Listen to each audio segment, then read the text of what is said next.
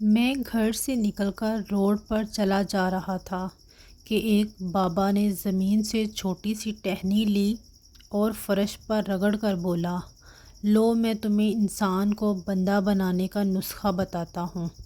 اپنی خواہشوں کو کبھی اپنے قدموں سے آگے نہ نکلنے دو۔ جو مل گیا اس پر شکر کرو، جو چھن گیا اس پر افسوس نہ کرو۔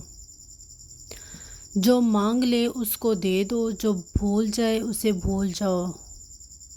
دنیا میں بے سامان آئے تھے، بے سامان واپس جاؤ گے، سامان جمع نہ کرو۔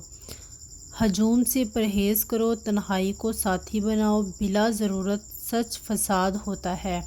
کوئی پوچھے تو سچ بولو، نہ پوچھے تو چپ رہو۔ لوگ لذت ہوتے ہیں اور دنیا کی تمام لذتوں کا انجام برا ہوتا ہے۔ زندگی میں جب خوشی اور سکون کم ہو جائے تو سیر پر نکل جاؤ، تمہیں راستے میں سکون بھی ملے گا اور خوشی بھی۔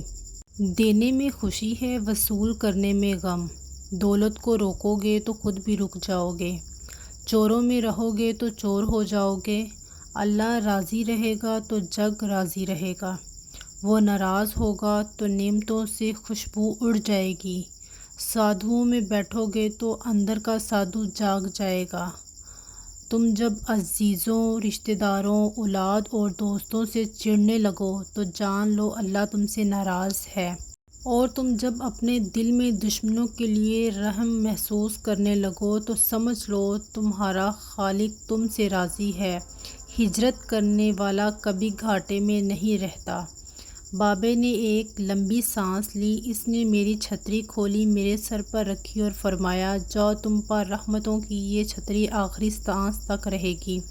بس ایک چیز کا دھیان رکھنا، کسی کو خود نہ چھوڑنا، دوسرے کو فیصلے کا موقع دینا، یہ اللہ کی سنت ہے۔ اللہ کبھی اپنی مخلوق کو تنہا نہیں چھوڑتا، مخلوق اللہ کو چھوڑتی ہے۔ اور دھیان رکھنا، جو جا رہا ہو اسے جانے دینا، مگر جو واپس آ رہا ہو اس پر کبھی اپنا دروازہ بند نہ کرنا، یہ بھی اللہ کی عادت ہے۔ اللہ واپس آنے والوں کے لیے ہمیشہ اپنا دروازہ کھلا رکھتا ہے۔ تم یہ کرتے رہنا، تمہارے دروازے پر میلہ لگا رہے گا۔